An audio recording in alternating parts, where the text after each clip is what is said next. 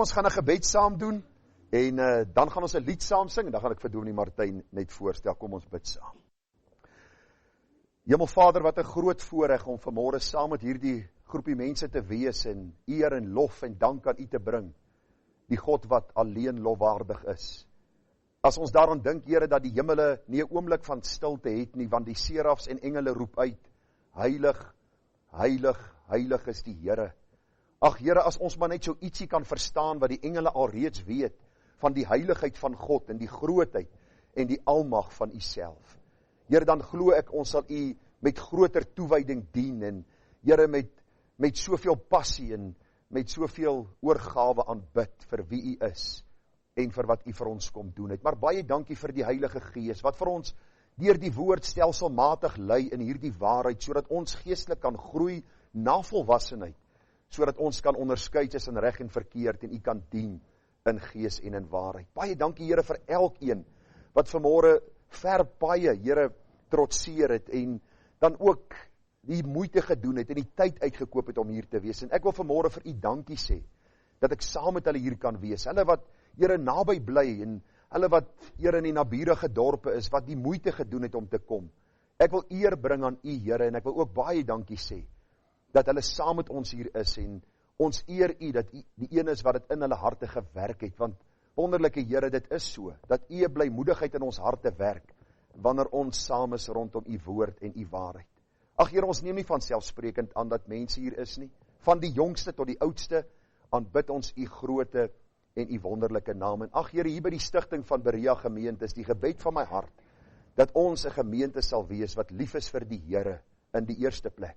Want ons moet die Here ons God lief hê met ons hele hart, met ons hele siel en met al ons krag, en dan dat ons liefde vir mekaar sigbaar sal wees. Dat ons mekaar sal verdra en mekaar se laste sal dra en so die wet van Christus sal vervul. Here, help vir ons om saam te groei in U woord, en dat ander wat in hierdie omgewing bly en hoor hoe ons sing in die oggende, nuuskierig sal raak en sal kom luister en gered sal word, en saam met ons sal groei en U naam sal verheerlik. Ag Here, ons vra dan ook vir hom wat vanmôre die woord aan ons sal bedien, dat U vir hom met groot vrymoedigheid sal bekragtig, en dat hy sal sê, soos U op sy hart gelê het om te sê, en dat hy U sal verheerlik ook deur die woord wat hy sal bedien aan ons, en dat ons, soos die Berea gemeente, met alle welwillendheid sal luister, en Here, die skrifte sal ondersoek, en U sal verheerlik. Seën ons same syn, Here, en word U ryklik in ons midde verheerlik. Amen. Ons gaan die nooi met woord van die Here saam oop te maak by hierdie geleentheid Titus. Titus hoofstuk 1 gaan ons saam lees, vanaf die 1ste tot en met die 16de vers, uit die woord van die Here uit. Titus hoofstuk 1 uit die woord van die Here uit. Saam vanaf die eerste vers lees ons. Die woord van die Here lees soos volg. Paulus, 'n diensknegt van God en apostel van Jesus Christus, volgens die geloof van die uitverkorenes van God en die kennis van die waarheid wat na die godsaligheid is, in die hoop van die ewige lewe wat God, wat nie kan lieg nie, van ewigheid af beloof het, en op die regte tyd sy woord bekend gemaak het, deur die prediking wat aan my toevertrou is, ooreenkomstig die gebod van God, ons verlosser, aan Titus, my ware kind, volgens die gemeenskaplike geloof, genade, barmhartigheid, vrede van God die Vader en die Here Jesus Christus, ons verlosser. Om hierdie rede het ek jou in Krete agtergelaat, dat jy nog verder sou regmaak wat oorgebly het, en van stad tot stad ouderlinge sou aanstel, soos ek jou beveel het. As iemand onberispelik is, die man van een vrou, gelowige kinders het wat nie beskuldig word van losbandigheid of tuchteloos is nie. Want 'n opsiener moet as 'n rentmeester van God onberispelik wees. Nie eiesinnig nie, nie oplopend, geen drinker, geen vegter, geen vuilgewinsoeker nie, maar gasvry. Een wat die goeie lief het, ingetoe, regverdig, heilig, een wat homself beheers. Een wat vashou aan die betroubare woord, wat volgens die leer is, sodat hy in staat kan wees om met die gesonde leer te vermaan, sowel as om teesprekers te weerlê. Want daar is baie wat tugteloos is, wat onsin praat en verleiers is, veral die wat uit die besnydenis is. Hulle mond moet gestop word.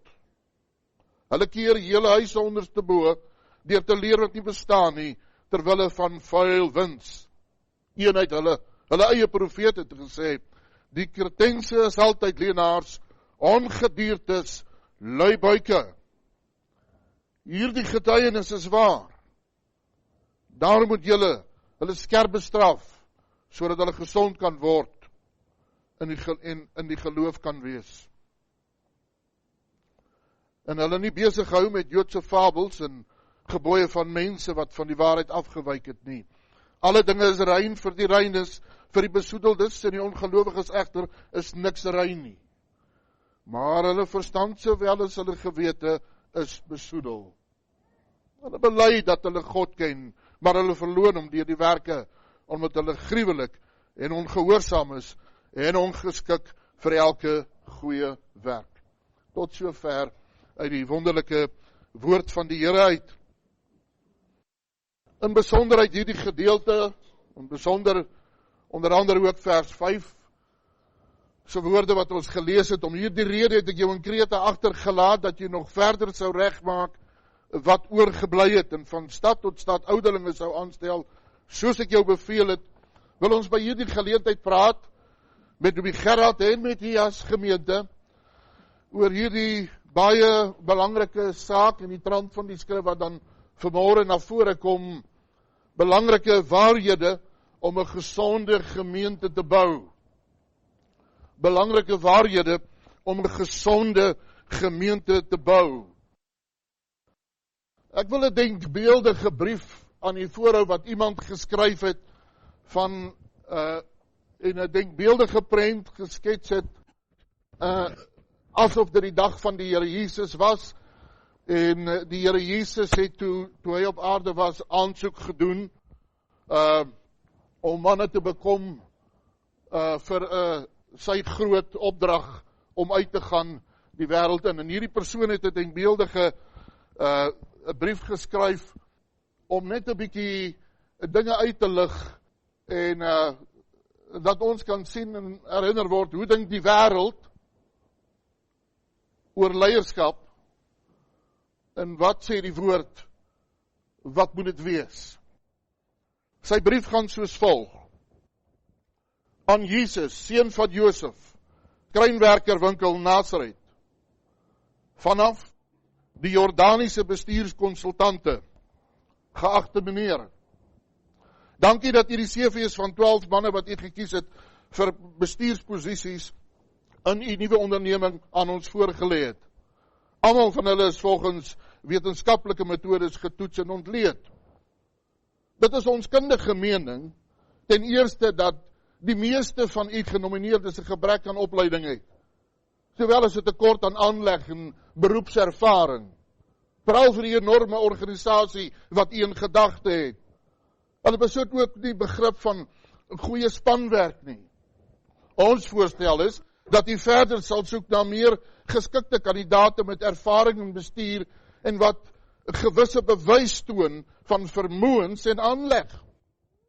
Simon Petrus is impulsief, is geneig tot uitbarstings. Andreas besit geen leierseienskappe nie. Die twee broers Jakobus en Johannes, die seuns van Zebedeus, het baie aggressie en sal gewis hulle eie belange plaas bo die van die organisasie. Thomas bevraagteken alles en openbare pessimistiese gees. Ons vrees dit sal negatief inwerk op die moraal van die groep. Ons voel dit ons plig om in te lig dat Matteus die tollenaar op die swartlys geplaas is deur die besigheidsbureau van Jerusalem. Jakobus, die seun van Alfeus, en Taddeus is geneig tot obsessiewe gedrag. Hulle tellings is hoog op maniese depressie. Simon kan nie die openbare gedrag van patriotisme wat kan lei tot terrorisme, en dit sal die eenheid van die taakspan sleg benadeel. Hoe dit ook al sy, een van die kandidate openbaar groot potensiaal. Hy kom goed oor tot mense, het goeie besigheidsaanleg, het kontakte in hoë plekke. Hy is hoogs gemotiveerd, ambisieus en kom verantwoordelik voor. Derhalwe beveel ons Judas Iskariot aan as u bestuurspersoon en regterhand. Al die ander persone se profiele is selfverduidelikend. Ons wens u grootste sek toe met die onderneming, die Jordaniese bestuurskonsultante. Nou ja, dis 'n bietjie tong in die kies wat hierdie man skryf. Maar dis die wêreld van ons dag ook. As dit kom by leiers, wie moet leiers wees? En ons moet leiers kies. En dan moet leiers op die been gebring word wat vir 'n gemeente lei en ons begeer 'n gesonde gemeente. Dan is dit so, as ons die wêreldse trant volg en soos die wêreld dink, dan sal ons val soos die wêreld. Maar as ons na die woord van die Here toe gaan, en dit wat ons poog in hierdie môre, te sien wat sê die Bybel, en iemand het een keer gesê, vir Bybelse resultate doen dinge Bybels. En daarom beweeg ons dan vanmôre na die woord toe, na die Bybel toe, en dat die Bybel ons rig en ons denke vorm. En al is dit waarhede wat u ken en al die gehoor het ons by herhaaldelike kere nodig om mekaar te herinner aan wat sê die skrif, want daar's maar altyd gedurig deur ander beïnvloeding, ander idees en ander gedagtes wat tot ons kom en wat ons wil wegtrek van die trant van die skrif af. Ons het gelees in vers 5, om hierdie rede het ek jou in Kreta agtergelaat, en dis Paulus wat praat met Titus. En in besonder dan die agtergrond, waarom laat hy hom in Kreta agter? Kreta, 'n eiland, sê hulle plus minus 160 myl lank, 7 tot 35 myl breed gewees. Paulus het vinnig daar 'n draai gemaak, dis die trant wat ons agterkom met die lees van die skrif ook. En hy moes weer verder gaan en verder vertrek, iewers anders heen, hy het nie baie tyd gehad nie. En hy het dit toe nodig geag om Titus daar te los, om nie verder saam met hom te neem nie, en om dat baie besonder om verder reg te maak wat agtergebly het. Daar word beweer dat op hierdie eiland was daar 100 klein dorpies gewees, plus minus. Geskiedskrywer Homer het onder andere dit by geleentheid genoem. The island of 100 cities. So daar was nie min nie, daar was klomp stad, dorpies op hierdie eiland. En die opdrag is vir Titus om van stad tot stad dat hy ouderlinge sou aanstel. Ons weet nie presies wie daar begin werk nie. Die vermoede is Jode was met Pinksterdag uitstorting van die Heilige Gees in Jerusalem, daar tot bekering gekom, van daar af verder gegaan terug huis toe, eiland toe, en so het die evangelie moontlik dan sy loop geneem ook op die eiland, mense tot bekering gekom, gemeentetjies wat ontstaan het, en Paulus wat vinnig daar stop en hy besef, hier is leiers nodig op hierdie eiland, tussen hierdie gemeentes, en hy sal Titus dan daar moet los. En dit leiers nodig gehad, daar staan geskryf, daar's baie wat tigteloos is, wat ons in praat en vir leiers is, en dan sê hy vir al die wat uit die besnydenis is, ons weet wat elke maande het die Jode die evangelie nageloop waar Paulus gekom het, en gedurig deur op sy spoor gewees, en gedurig deur moeilikheid gemaak. U as gemeente en Dominee Gerard, julle is vandag waar julle is, want God het dit bepaal. Heilige bestuur elkeen se lewe. Elke molekuul in die mikrowêreld, 'n atoom wat daar is, en alles in die makrowêreld, beheer God. As daar nou een dingetjie is wat uit plek is en wat God nie die beheer oor het nie, is hy nie God nie en is hy nie soewerein nie. En dat hy vandag hier sit en die begeerte het om hier te wees en saam te wees en te hoor en te luister en saam met die gemeente in hierdie rigting te gaan waarin die gemeente gaan, is dit ook die werk van die Here. Die hart van die mens dink sy weg uit, maar die Here rig sy voetstappe. God gebruik alles rondom ons lewens. Al is dit ander wat oor ons besluit, of al is dit ons wat oor onsself besluit. God gebruik dit, ons verstaan nie altyd hoe nie. Ons weet nie altyd hoe die radwerk van alles presies werk nie. Maar ons aanvaar die beheer ook vir hierdie môre en hierdie geleentheid lê by God. In Josef se lewe was dit die geval. En toe sy broers hom aan die einde van Genesis 50 kan jy bietjie gaan lees, bekommerd raak, pa's oorlede, Josef gaan onthou wat ons aan hom gedoen het, en nou gaan hy ons inhaal, en hulle is baie bekommerd, en hulle begin met Josef praat oor die dinge wat gebeur het. Toe antwoord Josef hulle per geleentheid vanuit sy bril en perspektief wat die Here in hom gewerk het, hoe om hierdie dinge te verstaan wat in hulle lewens gebeur het, en dan sê hy, Josef antwoord, hulle moenie bevrees wees nie, want as ek in die plek van God, julle het wel kwaad teen my bedink, en hulle het kwaad teen hom bedink, hulle is verantwoordelik vir die kwaad wat hulle bedink het, en God sal hulle daarvoor verantwoordelik hou, om 'n broer te verkoop het, om 'n broer sy lewe amper gekos het, as jy die verhaal gaan lees, wou hom doodmaak, en dankie tog hulle het nie, dankie tog Juda het tussen beide getree, maar hoe hulle hom behandel het, 'n broer van hulle, maar die Bybel sê, God het dit ten goeie gedink. Bose harte van 11 broers, of 10 broers. Maar God het dit in goeie gedink, om te doen soos dit vandag is. En in die trant wat gebeur het in die gemeente, nie Dominee Gerard jammer kry. Hy sê ook so, asof hy nou hier 'n slagoffer is. En iets het met sy lewe en rondom hom gebeur, en tog arme hy, wat kan nou van hom word? Nee, en ook nie dat die trant vingerwys na waar hy vandaan kom. En hoe sleg is hulle nou?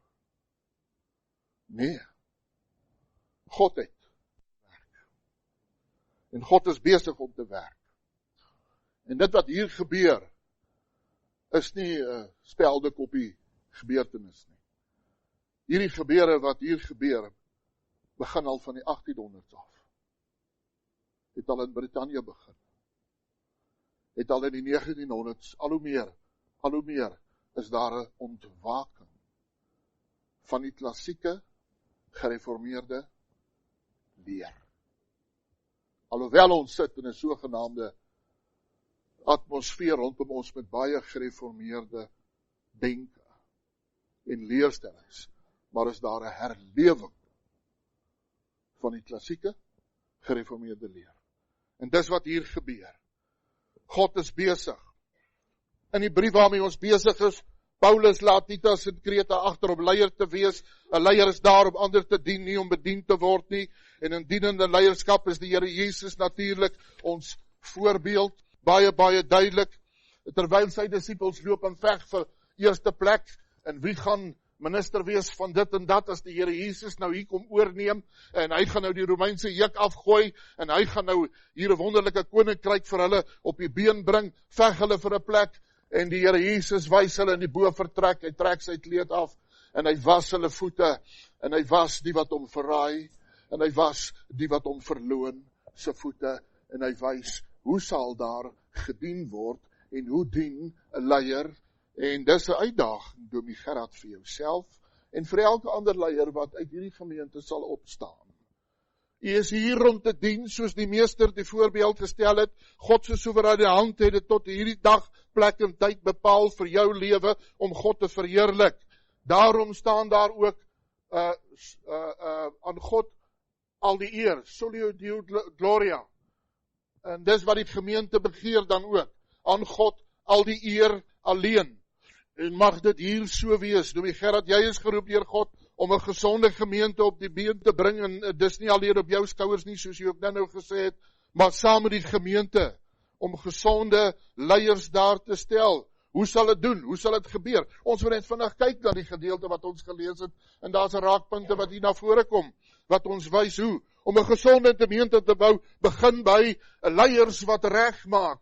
Dis die trant wat Paulus inskryf, dis die trant waarin die opdrag gegee word, dat jy nog verder sou gaan, en hy gebruik hierdie woordjie, reg maak wat oorgebly het. Om 'n gesonde gemeente te bou in Kreta, laat Paulus 'n leier agter, 'n leier wat verstaan, hy is daar om reg te maak wat oorgebly het. Dit wat nog nie daar tot herstel en gekom het nie. Die Engelse sê, set in order. Dis 'n mediese term wat gebruik word om wanneer 'n been gespalk moet word en uitgebreek, om hom weer in lyn te bring. En dis die gedagte wat hier moet gebeur. For setting the bones, sê hulle in Engels, in 'n mediese term. Titus moet verder regmaak. Hoe gaan dit gebeur? Hy moet regmaak natuurlik, en ons gaan daarby kom nou deur die woord van die Here, maar die beginsel is om 'n gesonde Bybelse wêreldbeeld daar te stel in die denke van elke een wat hoor. En dit is Dominee Gerard se taak as leier, die lerende ouderling, om net soos Titus te besef, maar hy's aangestel. Paulus stel hom aan. Paulus is die apostel. Hy werk in die naam van die Here. Hy staan in die gesag van die Here. En wat vanmôre ook hier gebeur as gemeente, wanneer ons hom bevestig, dan is dit die Here wat hom hier aanstel. Geroepene van die Here wat hom gebruik, wat hom tot hier toe gebring het, en wat hom aanstel om dan voort te gaan as 'n aangestelde van die Here, om in lyn te bring deur die woord van God en gesonde teologie. En die Bybel is nie 'n teologiese handboek nie. Die Bybel is die woord van God waaruit teologiese handboeke gevorm word. Maar dis die verantwoordelikheid van die leraar en elke ander leier om in lyn te kom met wat die Bybel sê, om 'n gesonde teologie daar te kan stel. God het ons die opdrag gegee om teologie te vorm uit die skrif uit. Om die skrifte te ondersoek, dis hoe teologie daar kom. En die skrif bepaal die suiwerheid dan van die teologie. En die leiers moet besef, hulle is daar to set in order the bones. Ja, sondaars te roep om tot God te bekeer, om die gedagtes, die motiewe, die gesindhede in orde te kry, in lyn te kry, nie met mense se voorkeure en afkeure nie, maar met die woord van God, die standaard van die woord van God, die onfeilbare woord van God wat ons bely, dit is wat dit is, dat ons sal dink soos God dink, dat ons sal liefkry wat God lief het, dat ons sal haat wat God haat. Dis die uitdaging. En dis die uitdaging vir u. En dis die uitdaging vir die leier, ten eerste, wanneer hy 'n gesonde gemeente daar wil stel. Wat is die atmosfeer wat ons hier lees in Titus? Hoe lyk dit daar? Paulus sê daar's baie wat tugteloos is, wat onsin praat, vir leiers. Hulle mond moet gestop word. So daar's baie werk, en in ons wêreld is dit nog maar steeds dieselfde. Daar's baie wat onsin praat. Daar's baie verleiers. En Dominee Gerard en deur die lering van die skrif gaan hierdie dinge moet hanteer en uitwys. Terwille van vuil wins is daar ook baie. Eie profeet het gesê, hulle is altyd leenaars, ongediertes en lui buike. Hierdie getuienis is waar. Daarom moet jy, Titus, die vinger wys na jou, jy die opdrag, hulle skerp bestraf.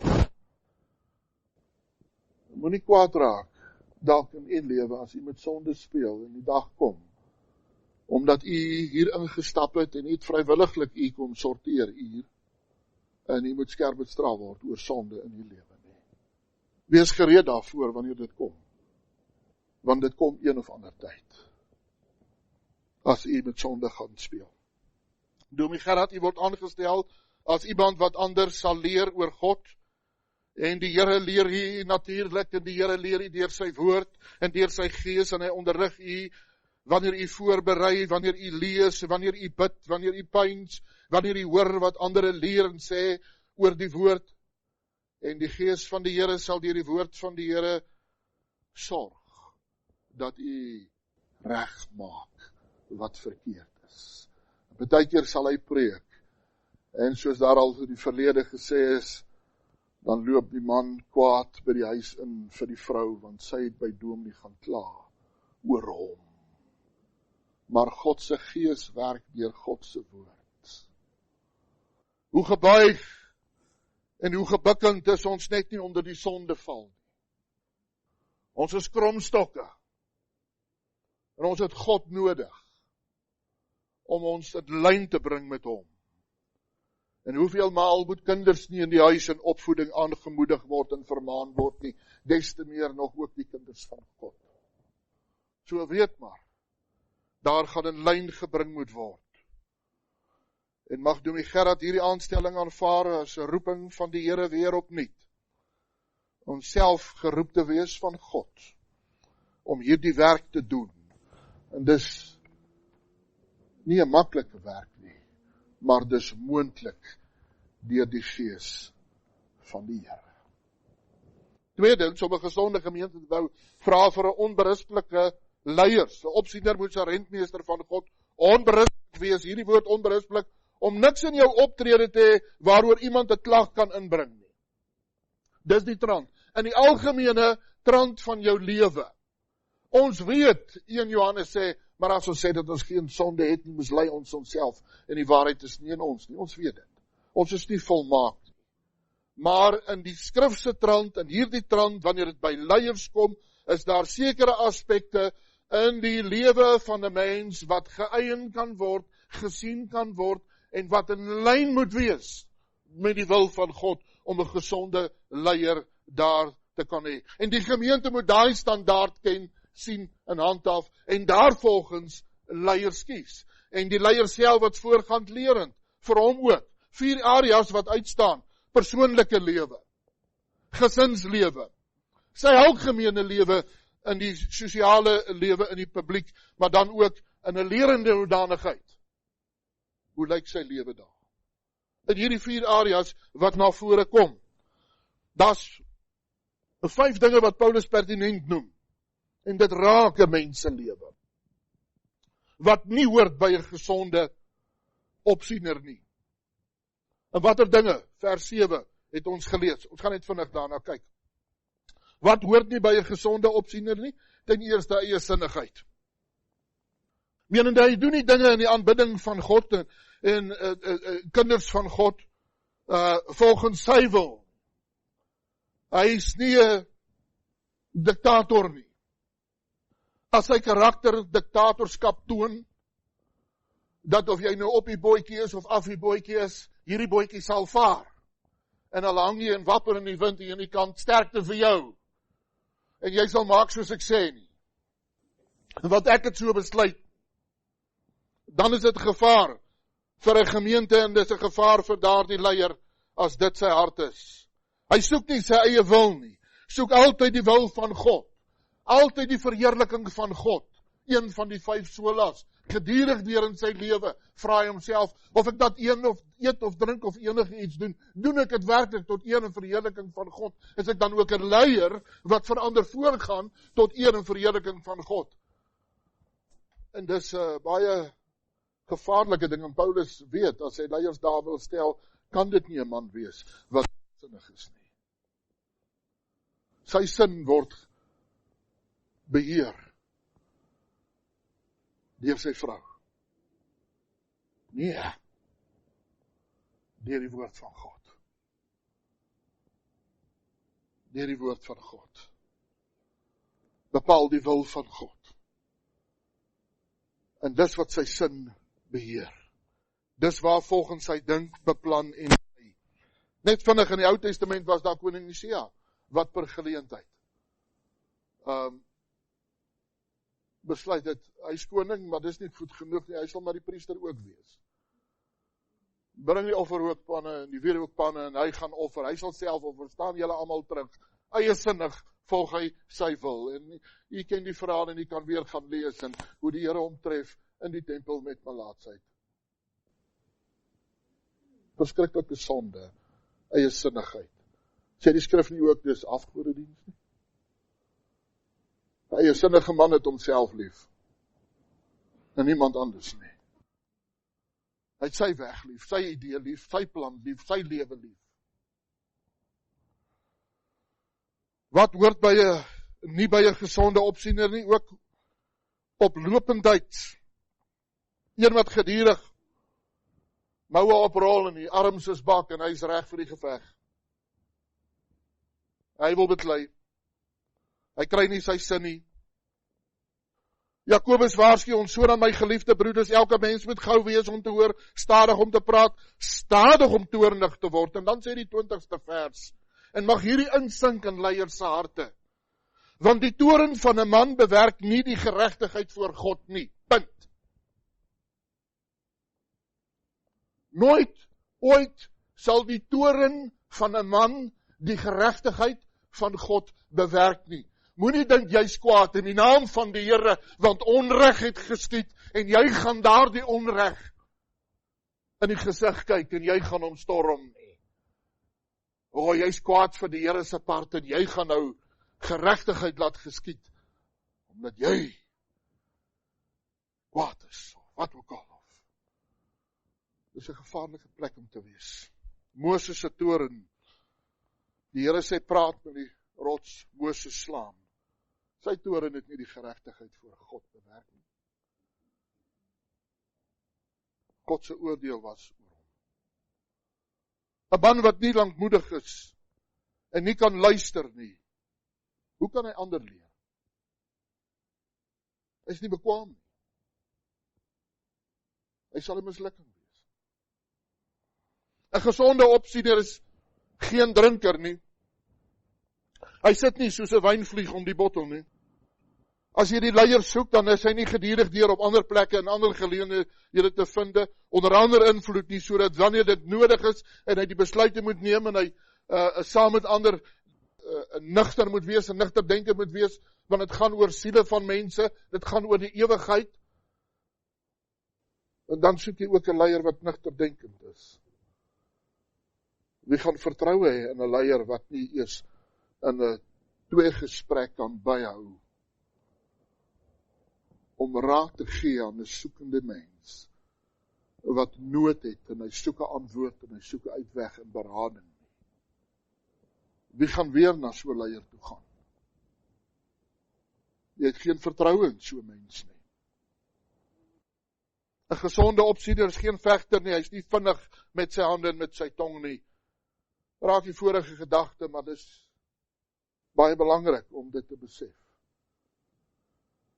'n Gesonde opsiener is ook geen vuilgewinsoeker, die menende, as dit kom by finansies, dit raak vuil as dit oor homself gaan. Vir sy eie gewin, vir sy eie gierigheid. Want die woord sê vir ons, jy moet nie gierig wees nie. En dit raak vuil, wanneer hy in sy lewe geld najaag. Mense wat verdorwe is in hulle verstand, praat Paulus per geleentheid in 1 Titus 6:5, hy sê mense wat van die waarheid beroof is, en hoe dink hulle dan? Hulle dink dat godsaligheid winsgewend is. En daar is baie in ons dag wat dink dat godsaligheid winsgewend is.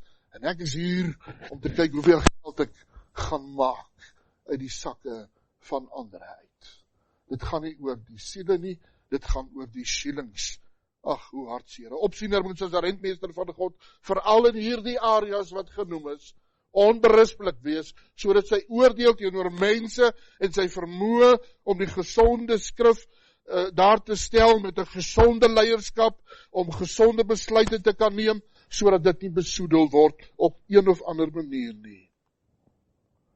As leier moet hy 'n gesonde oordeel kan vel. Hoe sal hy dit doen, wanneer hierdie eienskappe wat hier genoem word, in sy karakter teenwoordig is? Hy sal nie kan nie. Hy is onbekwaam. 'n Gesonde gemeente vra dan ook vir verantwoordbaarheid. Ons lees dit in vers 5. En van stad tot stad ouderlinge sou aanstel, soos ek jou beveel het. Dis 'n bevel, en ons vind Titus gehoorsaam hierdie bevel, hy moet dit gaan doen, dis wat geëis word, daar is struktuur, daar is orde, wat iets verwag. Hy kan nie net doen wat hy wil nie, en hy het 'n opdrag in 'n bepaalde rigting en 'n bepaalde sin. En hierdie leier ook. Die Here stel hom aan. Hy moet aan die Here verantwoording neem. Hy sal voor die Here rekenskap gee vir elke siel wat hier is, wat hy geleer het en wat hy gesê het. Elke woord van wat ons as mens spreek, sal ons voor rekenskap gee. En die leier gaan 'n groter oordeel ontvang. Baie beslis. Geen leier mag toegelaat word om sy eie weg en sy eie pad te stap nie. Die hart van die mens is bedrieglik. Ook die leier se hart is 'n bedrieglike hart. As hy aan sy vlees oorgelaat word, dan sal hy net doen wat die vlees wil hê. Hy het die gees van God nodig. En hy het die woord van God nodig. En hy moet daarvolgens handel. En dan kom dit by die saak van verantwoordbaarheid. Ons mag nie en ons kan nie ons eie wet wees nie. En Dominee Gerard is ook nie sy eie wet. Hy sal voor God rekenskap gee. Maar behalwe daarvoor, hy sal ook voor die gemeente verantwoordbaar gehou word vir sy lewe. En vanuit die gemeente, wanneer leiers opstaan, dan is daar die leiers verantwoordelik, soos wat hy as leier op hulle lewens verantwoordbaarheid eis, so eis die leiers op sy lewe verantwoordbaarheid.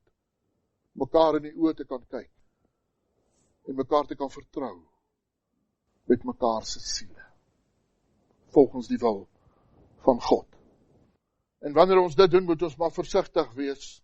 Ons eie harte is bedrieglik, as dit kom by meet, soos die kind met die rapport by die huis kom, en sy punte maar laag 55, en dan wil hy die pa net tevrede stel, pa moet net besef, wat gebeur daar by die skool, pa, die klas gemiddeld is maar 50, maar ek het dan maar 55, ek voel baie goed oor myself, en dan sê die pa, nee, wacht bykie boetie, ons werk nie op die gemiddelde van die klas nie, vergeet jy die gemiddelde uit, as jy jou hele lewe deel op die gemiddelde van wat ander ding doen en sê, gaan handel en wandel, en daarvolgens meet, nee, ons standaard is die woord van God, die volmaakte standaard, daarvolgens meet jy, as het by verantwoordbaarheid kom, jy meet nie, maar al die ander ouens doen dit, ek het al mense gesien, die afgelope tyd, hulle gaan maar van die huis af kerk, hulle is tevrede met die boodskap wat kom, en Dominee Gerard is getrou en stuur hom aan, so ons sit by die huis en ons kry ons diens, ons hoef nie meer kerk toe te gaan nie, want almal doen dit. Is almal die norm? As die skrif sê, moenie die onderlinge byeenkomste versuim nie? Die skrif is die gesag.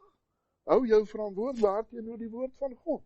En wanneer leiers mekaar verantwoordbaar hou, is hulle standaard die woord van God. Die woord van God, om te meet. En mag u as leier, Dominee Gerard, daarin getrou wees. Leiers is nodig, om manne vanuit die gemeente op te lei, en Dominee Gerard, natuurlijk sal dit baie graag doen, deur die woord van die Here, soos ek hom ken. En wat later by hom kan aansluit, soos wat die gemeente ontwikkel, en leier oplei, wat ook eendag in prediking en voltydse diens by hom kan oorneem, die dag as die Here wil, en hy dit nie meer kan behartig nie. Dis waarop gefokus moet word, en behalwe vir hierdie gemeente, is die plan nog van ander gemeentes om tot stand te kom, in hierdie omgewing vanuit hierdie gemeente, en daar sal leiers dan moet wees, leiers uit hierdie gemeente uit, om die werk te doen, en hulle moet verantwoordbaar wees. En dis die trant, dis die denke waarin u en ek gemotiveer word. Baie, baie duidelik. 'n Gesonde leier word ook gevind. Waar gaan ons begin soek vir gesonde leiers? Gaan ons een of ander bureau kontak, wat werk met leierskap, en alles wat daarmee saamgaan? Nee, die Bybel sê, gaan soek 'n leier by die huis. Gaan soek hom by die huis. As iemand onberispelik is, die man van een vrou, gelowige kinders het, wat nie beskuldig word van losbandigheid en tugteloos is nie. Waarom die huis? Waarom word leiers by die huis gesoek? Want jy is net wie jy is, wanneer jy by die huis is. Jy's nie daai ou wat jy dink, ander dink, jy is nie. Jy's net wie jy is by die huis, wanneer jy jou voetbank op jou rusbank sit met jou voete op die koffietafel. Dis net wie jy is. Agter die toedeur van die kamer. Dis wie jy is. Wanneer jy alleen is. Dis wie jy is. En as jy dan daar is, dan kyk ons, sê Paulus. Hoe lyk jy? Hoe lyk jy voor God? Onberispelik, met vrou en kinders, om niks in jou optrede by die huis te hê, waaroor iemand 'n klag te kan inbring nie. Hy het net een vrou en dit is sy eie vrou. Hy hou hom nie op met flirtasie of pornografie nie. In sy hart is daar net ruimte vir sy eie vrou. Hy's nie 'n ladies man nie. Hy sing nie in die stort elke môre, Julie at least is 'n liedjie, to all the girls I've loved before. Dis 'n verskriklike plek om 'n leier te hê, wie se hart vol boosheid is. En daar's baie van hulle. Ons lag daaroor. Maar vandat die tegnologie in die hand is, en hulle die bordeel in sy sak, en hy dink wanneer niemand kyk nie, hy kyk net 'n gou bietjie hier, wat gaan weer hier aan? Ag, ek kan nie help nie, Piet het dit vir my aangestuur. Uit die hel uit. Jy sal in jou sonde sterwe. 'n Gesonde leier leer eers self sy kinders die vrees van die Here. Die beginsel van die wysheid is die vrees van die Here, kennis van die heilige is verstand. 'n Leier is gesond in sy eie huis wanneer hy die regte voorbeeld stel en leer en lewe. Hoeveel leiers faal net nie? Want hy sê die hele tyd net vir die kinders, maak soos ek sê, moenie maak wat ek maak nie. Maak soos ek sê. En dan sy verbaas, klompie jare later as die kind afwyk van die weg waarna hy hom eerbiedig opgevoed het en groot gemaak het. Maar hy het self nie die spore getrap wat hy vir die kind gesê getrap moet word nie. En nou sy verbaas dat sy kind afwyk. 'n Leier gesond in sy eie huis. Hy wys by die huis. Hy's 'n persoon wat vertrou kan word met die gemeente van Christus.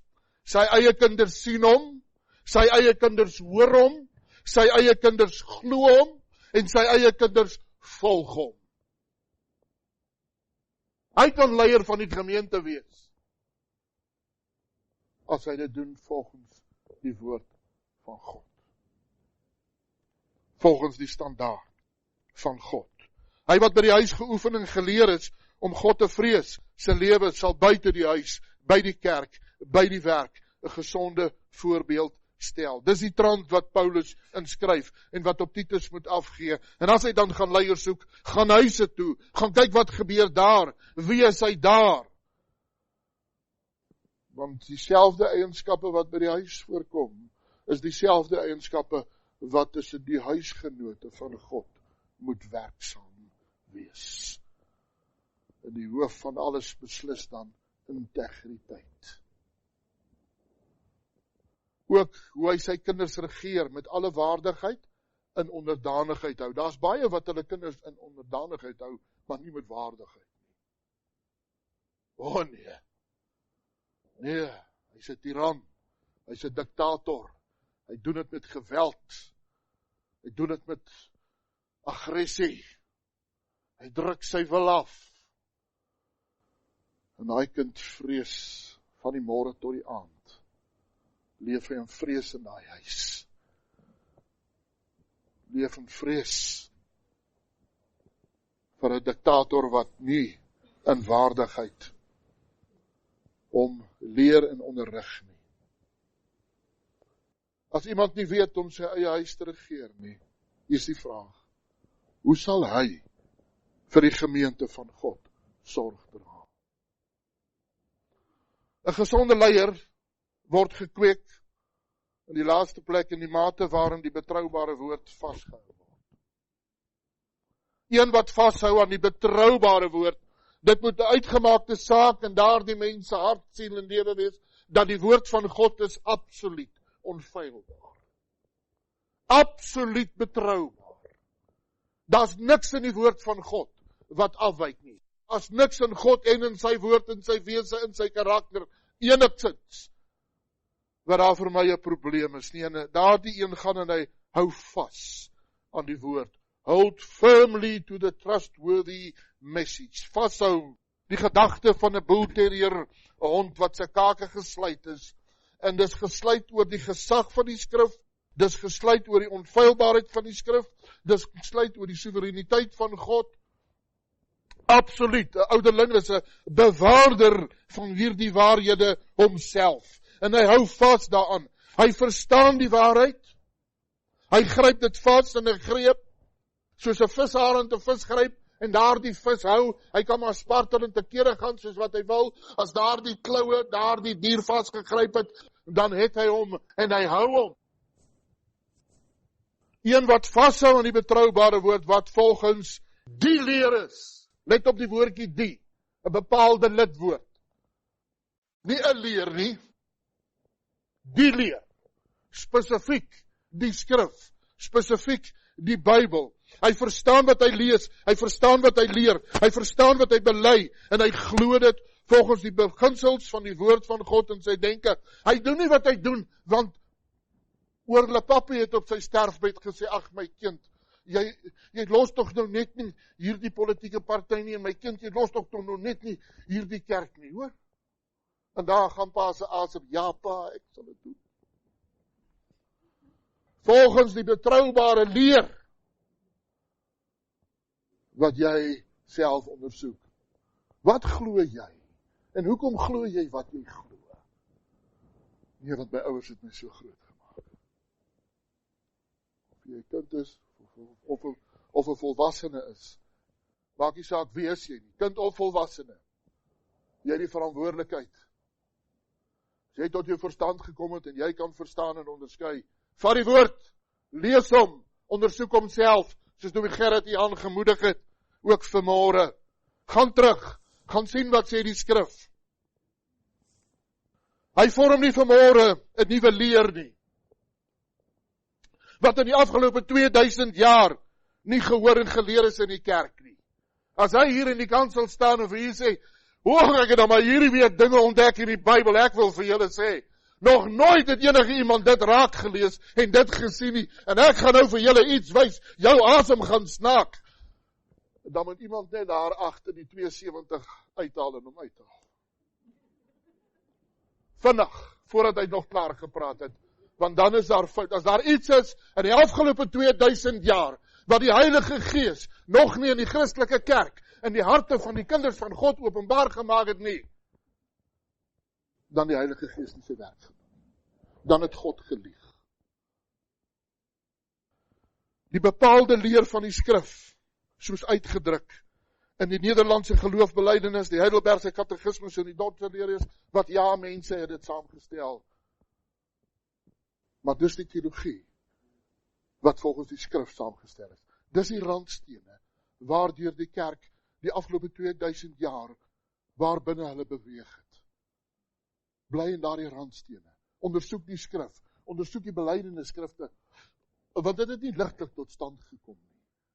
Dit is die moeilike vraag wat jy jouself baie keer vra, oor God, oor Jesus Christus, oor sy persoon, oor sy godheid, en al die ander moeilike vrae, is daarin geantwoord.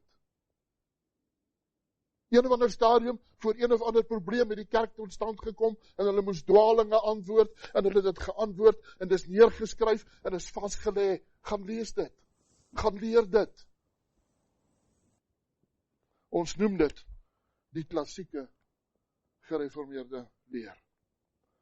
Dis die randstene waarbinne gesonde teologie van die skrif vasgelê is. Dit is die betroubare woord, wat die kerk deur die eeue heen bely, geglo en verkondig, en waarvan vele in ons dag afgewyk het, en daarom bevind die Christelike kerk om in die algemeen, vele kerkgangers is in groot verwarring. 'n Gesonde leier, wat aan die betroubare woord vashou, sal in staat wees om te bou tot God se verheerliking. Die skrif sê, sodat hy in staat kan wees om die gesonde leer te vermaan, sowel as teesprekers te weerlê. 'n Gesonde leier is a capable handler of the truth. Vermaning en weerlegging is twee dinge wat gedurig deur die gesonde leier en leiers in die gemeente vanuit hulle monde na vore kom. Vermaning om te behou, nie om te vernietig nie. Vermaning om te beskerm, nie om te verwoes nie. Hulle is gedurig deur besig om te vermaan en te weerlê, want daar's baie valse leiers, Titus. Daar's baie wat onsin praat, nie net in hulle dag nie, daar's baie in ons dag wat onsin praat. En daar's baie en hulle te invloed. Hulle is elke dag in jou huis. Jy druk die knoppie van die selfoon, dan praat hy onsin. dan is hy besig met een of ander ding, en een of ander boodskap wat tot jou kom. Jy's gedurig deur in daardie gevaar, en 'n leier sal julle hê, saam met ander leiers, wat gaan opstaan uit die gemeente, en wat jou gaan vermaan, wat jou gaan waarsku, wat jou gaan keer, wat jou gaan beskerm, en hulle doen dit volgens die woord van God. En hulle het die verantwoordelikheid om getrou te wees, en die skrif te ondersoek, en daarby te hou. Hulle dwing nie met argumente en fisiese lyfstaal ander om te buig in onderdanigheid nie. Dis nie wat Louis Gerrit gaan doen nie. Hy weet daai goed werk nie. Hy weet dit. Hy gaan die skrif leer. En hy gaan nie met slim redenasies kom, intellektuele vermoëns u probeer beïnvloed nie. Die saligheid kom nie deur die oorredende woorde van menslike wysheid nie, maar deur die betoning van gees en krag. Heilige Gees van God, wat in sy gees werk, deur die woord van God, om hom te leer, wat hom vir u te leer. En dan, soos u sê, Handelinge 17:11, u word uitgedaag. Hierdie mense was edelmoediger as die in Thessalonika. Hulle die woord met alle welwillendheid ontvang, en elke dag die skrifte ondersoek, of hierdie dinge so was. Ondersoek Dominee Gerard, hy het nie nodig.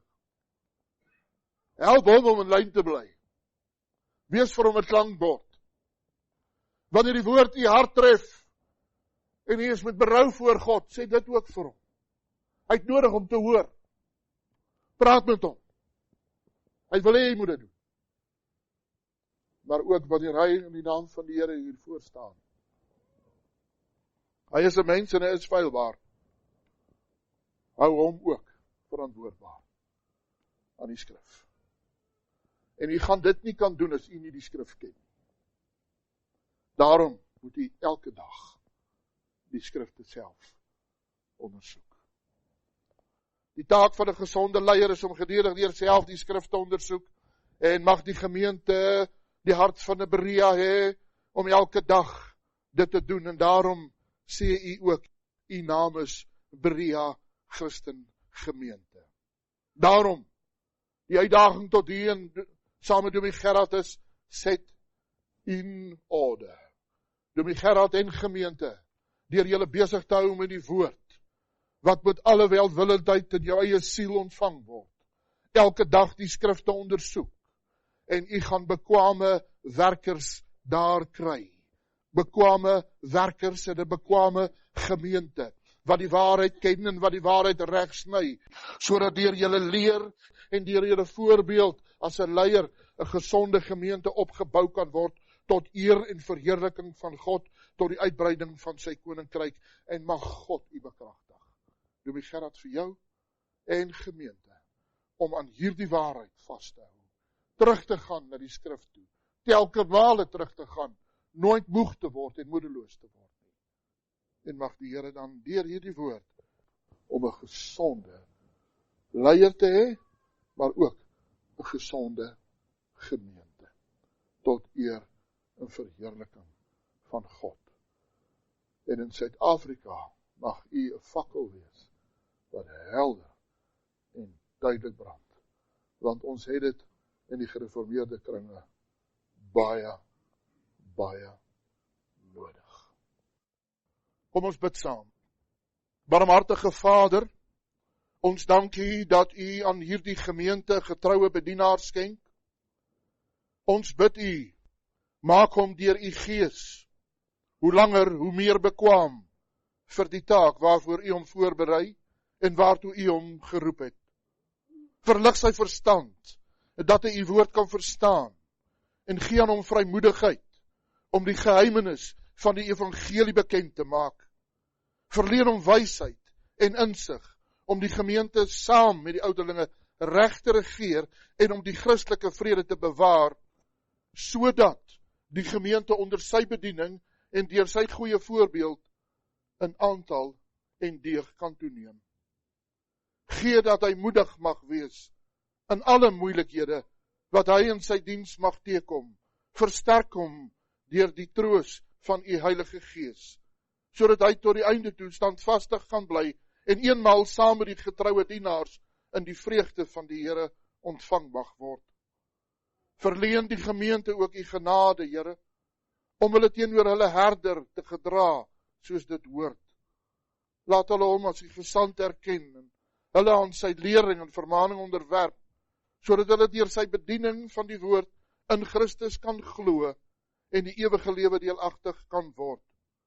Verhoor ons, o Vader, deur u geliefde Seun, Jesus Christus. Amen.